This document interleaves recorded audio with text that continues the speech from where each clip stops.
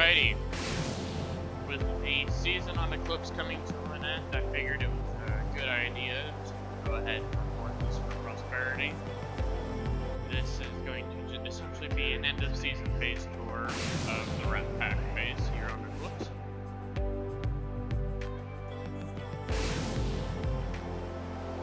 Figured to give you a bit of a view of the outside here, as things slowly load in as I just teleported outside.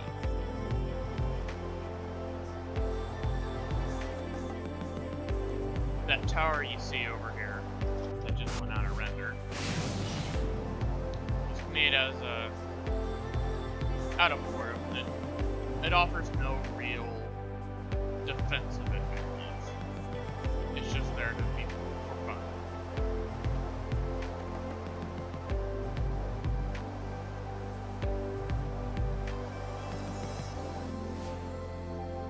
The towers down here are made using a combination of tech and metal, such that they cannot easily be cannoned or teched down. A combination of both must be used to effectively take it out. Half of the hatch rings are tech, the other half are metal. It's a tech exterior. I cannot speak. Tech on the outside, metal on the inside.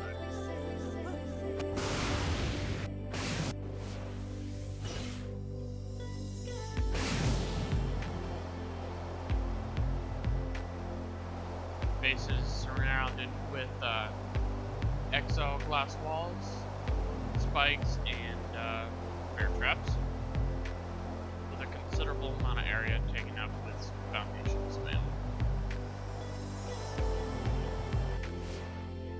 Let's go ahead and head on inside. While I fuck with my mouse and try to get it to stop.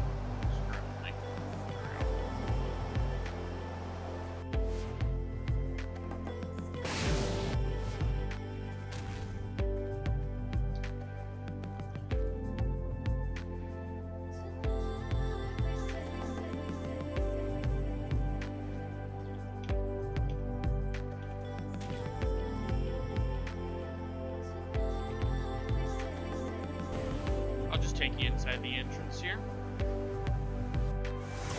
and we'll slowly work our way inside. There is no easy way to access the interior without teleporters.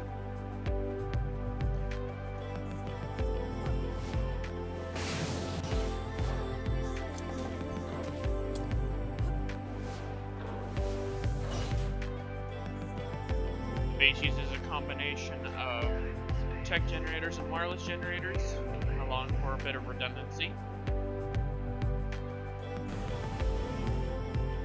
This hallway right here is completely filled in using vaults, foundations, both metal and tech, large walls and extra large walls of both metal and tech. Did I say vaults? Vaults and pillars.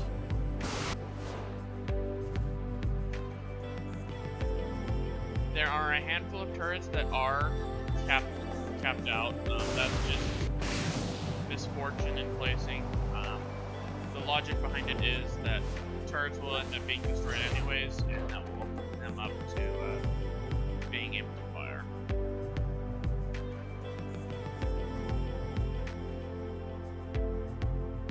Somebody had some fun.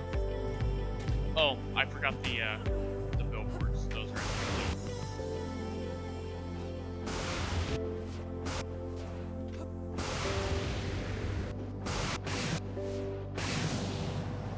That vault wall there is the furthest any tribe has managed to get in this base. That was done by Urge after losing a Titan to the outside, so they never got to even get past that. Turrets are a mix of flame, tech, and heavy, as well as a handful of ballista turrets scattered in areas where dinos are likely to be used. The crouch point is filled in a similar manner. Hallways, using foundations, vaults, etc. This wall here, if I can K-mode around it, sits just outside of the crouch point. Let me go turn off the shield gen up here. And it allows for turrets to be sitting right outside the crouch point, forcing players to deal with that after blowing through. You can kind of see that. It's not really an easy view.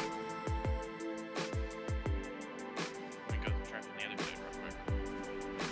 And again, you will see turrets that are sitting at cap. That's due to them being forced to blow through turrets to get to this room anyways. You can see some of the turrets and whatnot as well as some shit used to fill in the crouch point. This wall here that I'm standing next to is 2 or 3 layers thick of walls as well.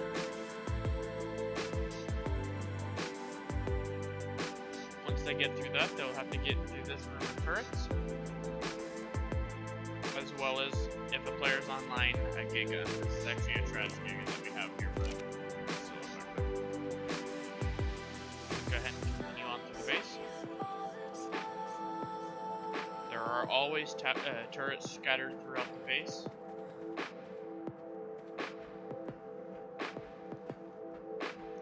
This is the source now.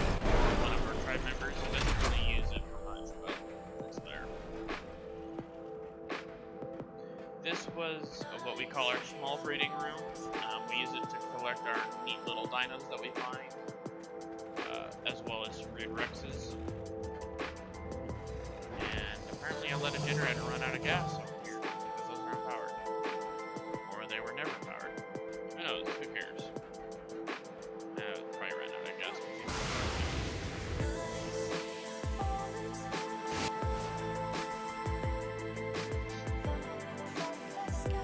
Let's go ahead and head on into the larger breeding room with you.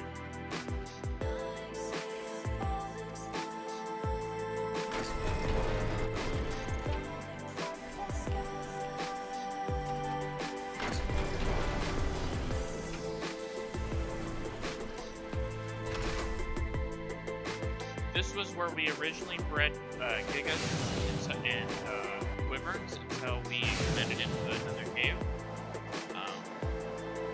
For breeding purposes, this room is now mainly dilapidated and used for cloning. There's not really any major use cases we have in this room anymore.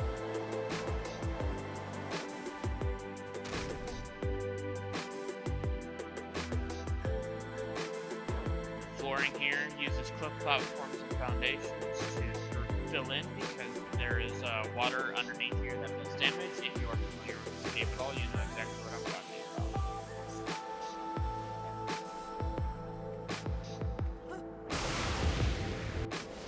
Another hallway that has been filled in using a combination of structures, as the previous hallways have been.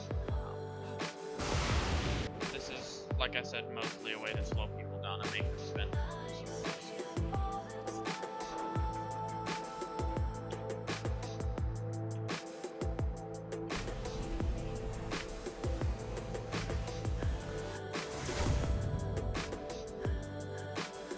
This is the back side of that hallway that you see. Once you get through here, there's a small area here with some more turrets. Not really a ton here because it doesn't need to be, as well as the first of our gotcha rooms. These gotchas mostly produce fucking element dust for us to use. However, gotchas of other resources are also located here. There are also a handful of snow walls up above them to help provide pellets.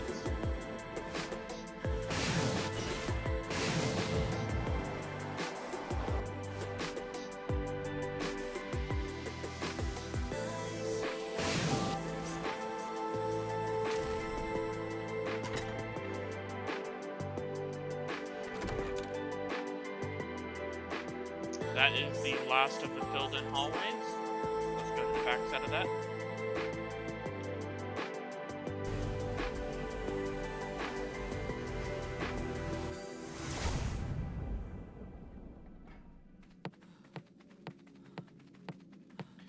If a person has managed to chew through all the way, they will come to this turret wall.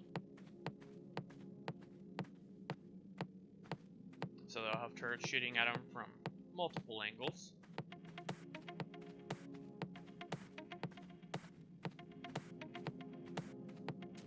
This room is also originally used to breed velas. There's a handful left here. However, these have also been moved to the secondary breeding location. It now is mainly used to store a handful of personal dinos for various dread members.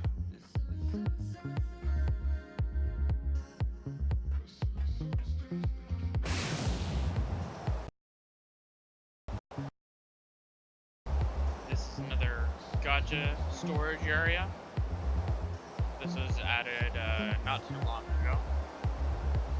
And then here is what we call resource dump, as well as our crafting room. Whenever we go out farming, we just simply teleport back to here, and we can deposit whatever we need.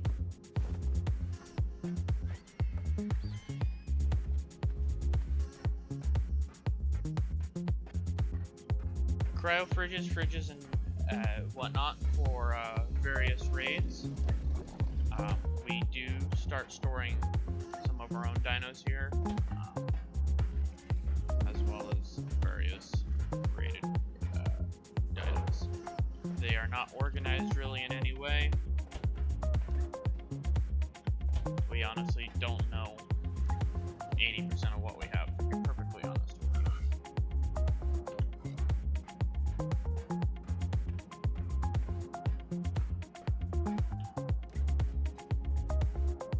These gigas are ones that have been bred.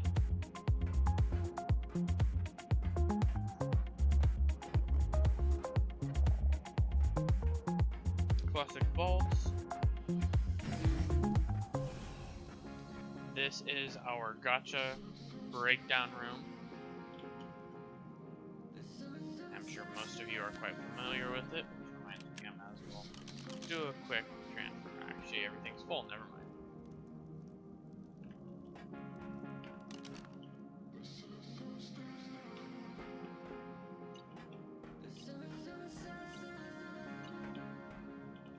It's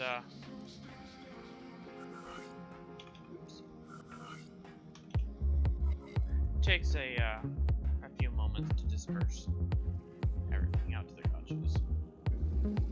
We keep all the bulk of our element in dust form so that it allows us to transfer element to other maps as needed, and it also gets used up as needed. We would go through about close to 1,000 a day in breeding uses. So we stayed about even because we would get about 1,000 a day as long as we stayed on top of feeding the gachas.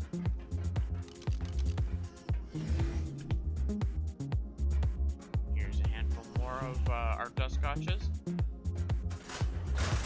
Here's how we fed them. By last count, there should be close to 800 plant-wise here, in this room and in the room below.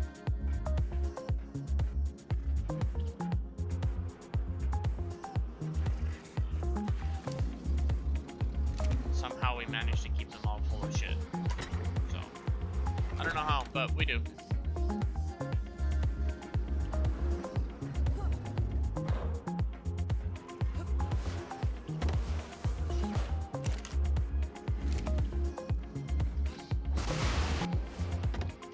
A lot of tribes will use stone to feed their gachas, but honestly that's just completely wasteful.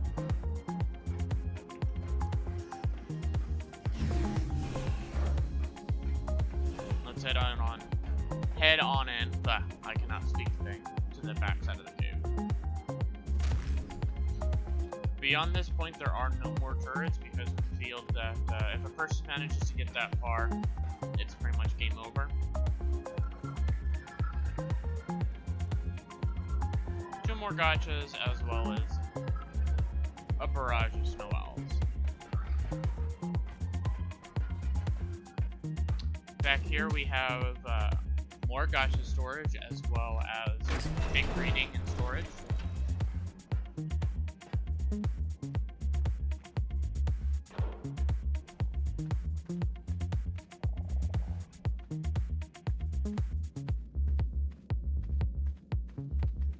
then the last room in the cave is the artifact cave. We also use this to deploy our Rexes for boss battles. Since it's large enough room for teleporting, and it makes everything just kind of work nice and neat.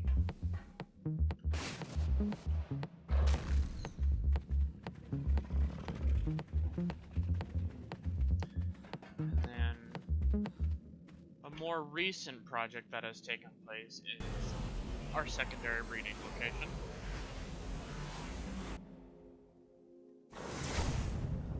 This utilizes the hard water cave. Go ahead and let everything spawn in. We have had no real challengers. The defenses here are honestly considerably weaker than they should be, but in all honesty, it hasn't mattered. We've got 2 sets of 20 gigas each, able to be bred by whichever our highest melee male is at the time.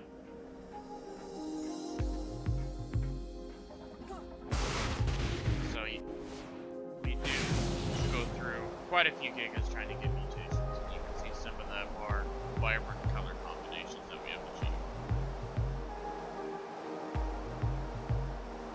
Here is where we have moved our velos. Again, velo breeding started later than it should have.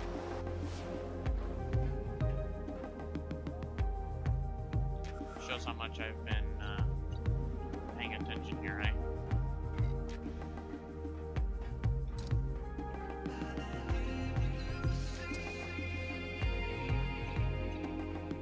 That's annoying. Not that it matters. Server's wiping in less than 3 hours, if it cared. They'd all be bred at the same time to push for different stats and then recombine later. Which is what over here we used for. The Parasaur breeding area is set up by Tuna. This is a prototype that he had worked on.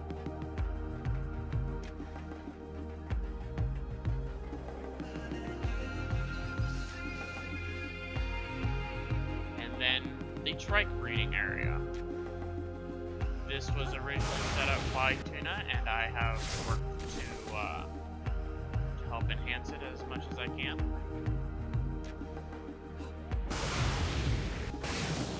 Through breeding here, we have gotten a health level of, as you can see on this trike here, we've gotten over 120 points in health, which puts it close to 10,000 now, or before any stats have been added.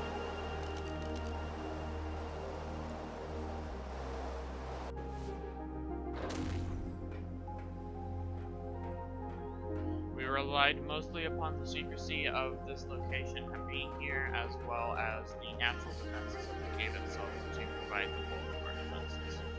However, defenses at our entrances are still a thing.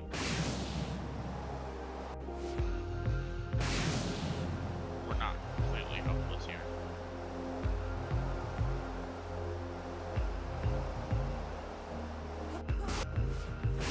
Anyways, thank you for taking a look at what Rat Pack has managed to achieve on this season, and good luck in future seasons.